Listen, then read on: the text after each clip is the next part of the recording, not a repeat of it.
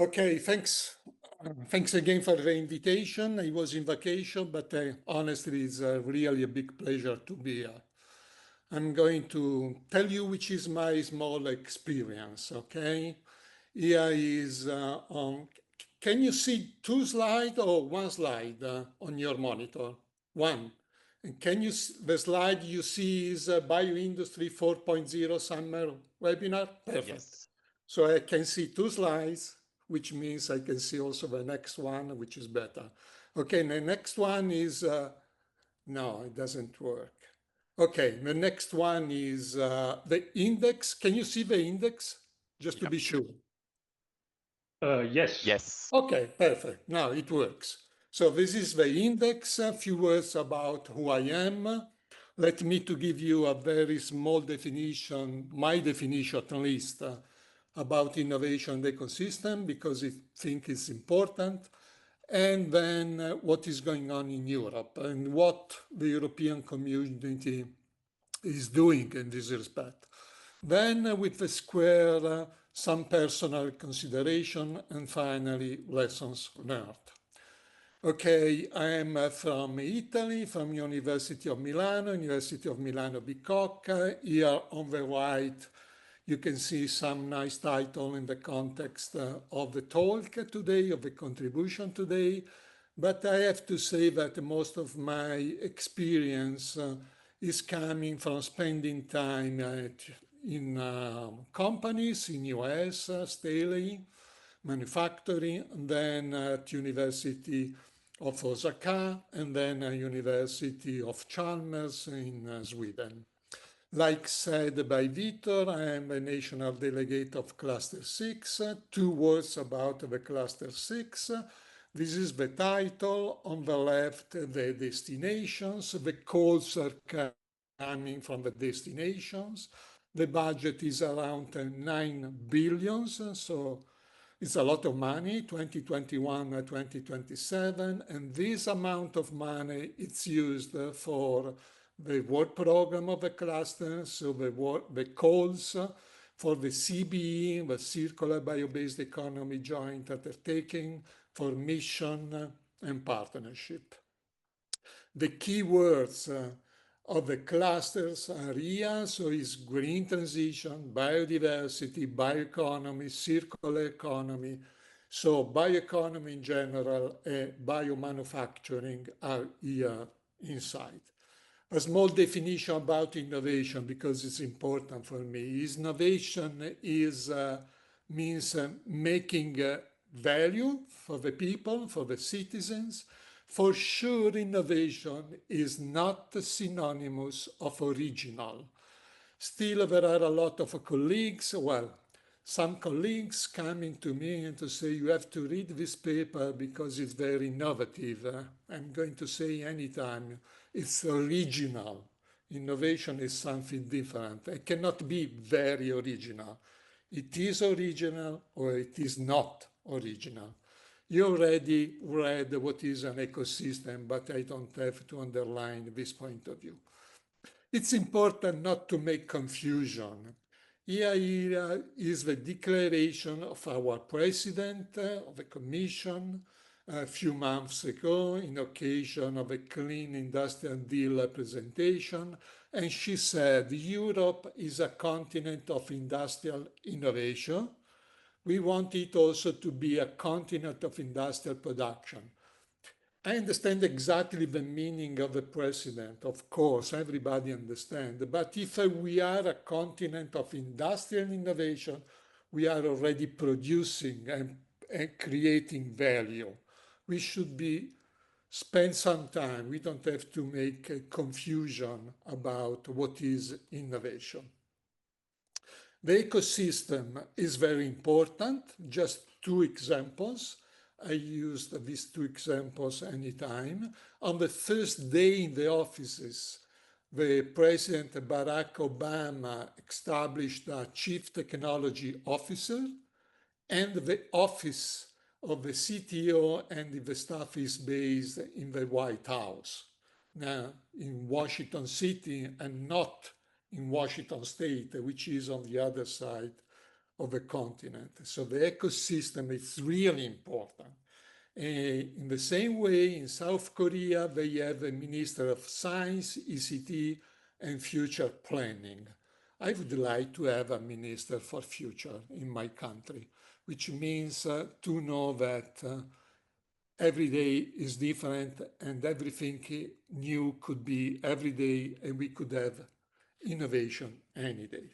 Okay, so the horizon, just to stay on in the field, the horizon is not tomorrow, but the horizon of these people should be really far away. Innovation in Europe.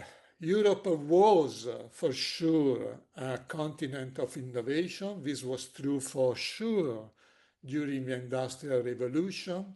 Some present day analysis prove that we are behind US, Japan, China, India, and South Korea. Here is the declaration of Dirk Karatz, director of BIC. He said, however, in the trend report 24-25, the impact of research innovation is limited if results don't reach a market level. And in a very straight way, he declared Europe needs to better capitalize what we are doing. Here is instead the definition, declaration of Maria Gabriel. She is the former European Commissioner for Innovation, Research, Culture and Education.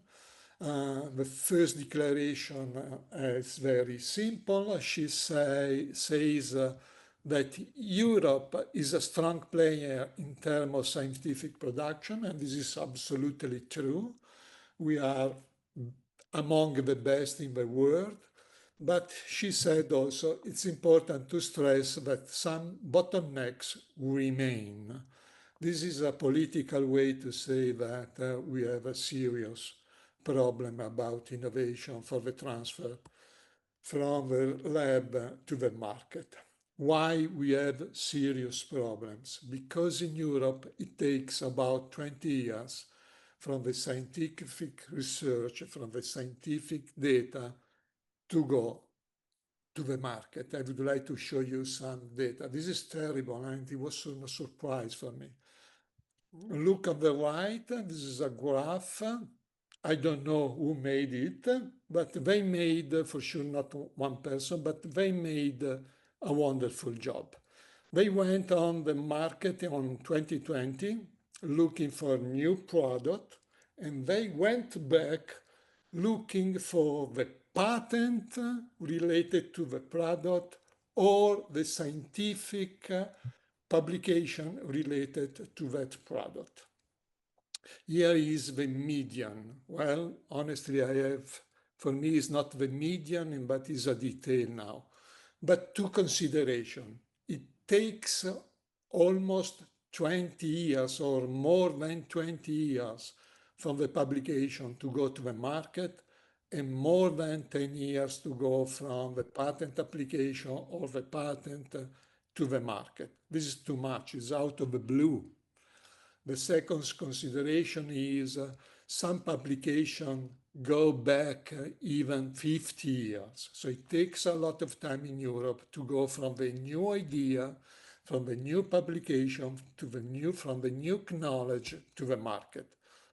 Here the same data, but analyzed sector by sector. Again, in yellow, patent application, blue, scientific publication by sector. This is natural sciences, engineering, technology, medical and health sciences, agriculture sciences. Let's say that economy could be in the first four at least, and then social sciences and humanities. The consideration I would like to make here is that there is no big difference in relation to the scientific sector. And this was a surprise for me, honestly, and is still a surprise anytime I can see this data.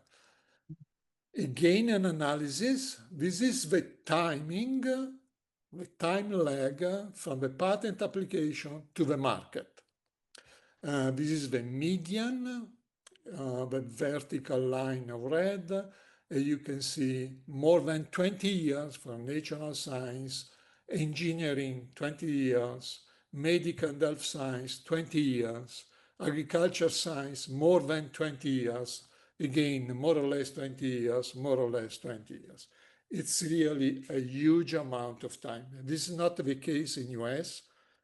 It's not the case in China. 20 years ago, China was a little bit different, and 20 years, this is not the case in India too, and Japan and South Korea. Some other data about the midterm of Horizon Europe. So 21, 24. 40,000 new jobs, great. 640 new startups. This is absolutely great in 3-4 years. Europe, we were able to involve the 19 associated countries, and this is great. Particularly in this crazy world, we are the only people in the planet speaking the same language, the language of research. So this is great. But this is bad. About the European Innovation Council, more than 60% of the budget went to only 4 different countries: Spain, Germany, France, and Netherlands. This is very bad, okay? It should be more skewed, more spread around Europe. And again, we are back compared to US, and only 1/3 of our patent inventions are going to the market. We have a new commissioner now, and we already know that for the next research program, FP10, much more money are going to be devoted to the European Innovation Council, which means probably for Europe. I'm Italian, so let me to do some consideration, very short, about Italy. Okay, the Italy rose in bioeconomy. Italy is considered, I don't know if it is true or not, but it's not important, honestly, now. Italy is considered a leading pioneer in the global bioeconomy, but we are not here. Okay, we are not among the first countries taking money from the European Innovation Council. So there is no domino effect. What I would like to stress is the ecosystem is important. Probably the ecosystem works for a bioeconomy. It doesn't work in Italy for the other sector. And here we don't have UK. We should not forget UK. UK is not considered because UK was out of Horizon Europe. UK is coming back. So soon, all this data, all these figures are going to change because UK is an important country. Here is a sort of a conclusion. The time frame of industrial policies, if any, are longer, are shorter than the time it requires to go to the market. So the challenge is really taking care about all this if we want to develop a new ecosystem, if we want to develop new policies for innovation. One more general look. These are the geographical distribution for unicorns founded in Europe until 2021. UK, Germany, France, Sweden, Netherlands, Denmark, Italy is among the last one. And the question for me, for everybody, is the geographical distribution effect of serendipity. So there is a problem in Europe. We have to consider it's a serious problem. So the European Commission knows that, and they are taking steps. This is what reported, let me to move here. Okay, this is from the press release of 1.5 years ago. What the European Commission declared to do to boost innovation. First one, leveraging research and boosting innovation. You can see eBISBA, it has been mentioned, I'm very happy about that. So eBISBA is one point of reference for developing innovation in bioeconomy and biomanufacturing. There are other steps, stimulating market demand, streaming regulatory pathways. I would like to tell you, I'm not sure everybody knows, the Biotech Act is under developing. Everybody of us can give his point of view from a personal point of view or from an institutional point of view. It's enough to go to the European Commission site and to give the personal, the own idea about biotech, and the deadline is November 10. It's important to reply and to give a contribution.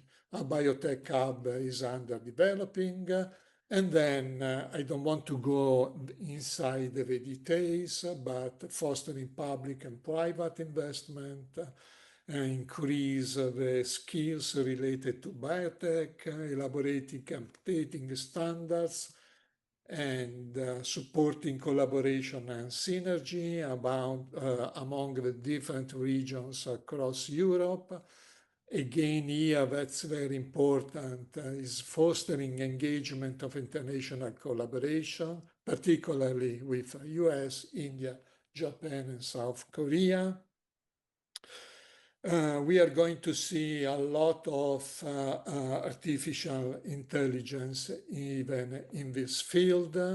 Here is the president of a commission. She launched the strategic imperative for Europe, and by the end of the year, we are going to see 5 proposals for Gigafactory, and also they are not out yet, to the best of my information, but soon some calls related to Cluster 5 and Cluster 6, I am a national delegate, and artificial intelligence are going to be published very soon.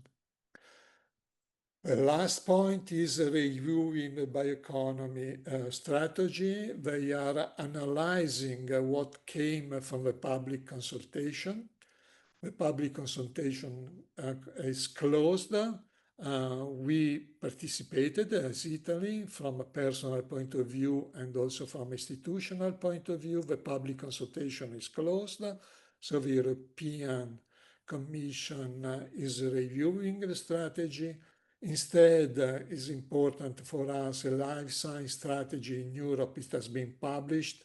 And again, the public consultation on Biotech Act is open, and the deadline is November 10. I suggest again to yield and to give your personal point of view. This is a personal consideration. Innovation should not start in the lab. I'm going around when I'm invited to say that education of the consumer, but education for the citizen should start at elementary schools, because consumer education is essential for growth bioeconomy, but this is a detail. It's important, it's essential for what Vitor said at the beginning of his presentation. The world is changing. I strongly believe that this is the only way to survive going through bio, and it's essential to start to teach from the elementary school. It's important for market adoption, but also for shaping policies, investment, and social trust.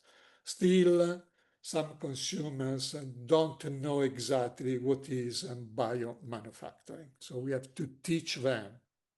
And it takes time, it takes maybe 1 or 2 generations, what we should start from the small children at the elementary school. Then I have to tell you that I looked to BioIndustry 4.0 only this morning. So this is really coming from my thinking. I think that it's very important to have access to infrastructure. Here I'm talking about S3 infrastructure. Of course, there are also not S3 private infrastructure, but at least this could be important for bioeconomy. Elixir, I assume everybody with a biological background and knows Elixir, but also Eurobioimaging for the analysis of biological imaging technologies, BBMRI, biobanking, biomolecular research infrastructure, and Instruct for the analysis of the proteins we are using. This is in the health and food area, and for the environmental area, IBISBA, which have nothing to do with IBISBA, but IBISBA is number one. There's no discussion about that.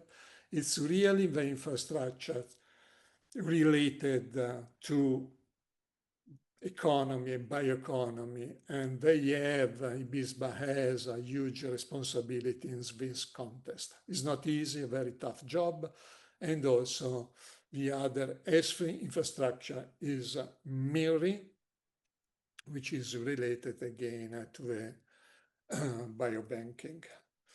Here I'm closer to the end of my contribution. Here are some 6 different points which are important for me as a biologist, as a biotechnologist. One is to enhance strain engineering. We need to reduce the time to build the strain and the cost to build the strain, and we need to reduce the cost for process scale-up. We should develop not food feedstocks, lower the cost through automation, process optimization, and artificial intelligence integration.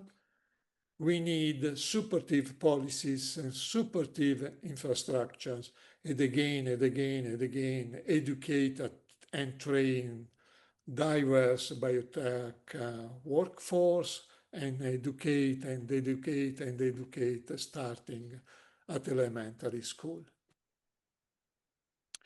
Then here is what is really important at the beginning of any project. This is related to people with a small experience, let's say. It's very important to collaborate, from my point of view, of course, with industries. And there are 3 ways for collaboration with industry. Is a consultancy, research project, and PPP. What you can see, you can find on this paper, where they analyze, the authors are Jeff Livesey and Jack Plonk. They analyzed in details advantages and disadvantages for industry and for academia. If you want to have a consultancy with academia, with industry, of course, or if you want to have a research contract, and if you want to develop a public-private partnership. It doesn't make any sense to go inside the details, but I'm going to leave you the slides. I'm going to leave you the link to the publication. This is my last slide, the lessons learned during my experience as a biotechnologist, and now less as a biotechnologist, but taking more about the policies. And these are the 3 lessons very important for me. If you want to develop a product and if you want to go on the market. I made personally, I don't know, 10 patent families. I sold for almost nothing, all of them. One of these patent family was very, very close to get the market, then the CEO of the company changed and everything changed. But what is very important for the young people, or let's say less experienced people, start with the end in mind. Don't forget where you want to go. Pay attention to the details to understand what is going on and be prepared for unexpected. I am adopting these three lessons from Jeff Livesey. I'm happy to mention Jeff because I was working with Jeff for at least 10, 15 years. He's from companies. I said I was working with and not I was working for, which makes a lot of difference. Thanks a lot for your time. I hope it was interesting for less experienced people.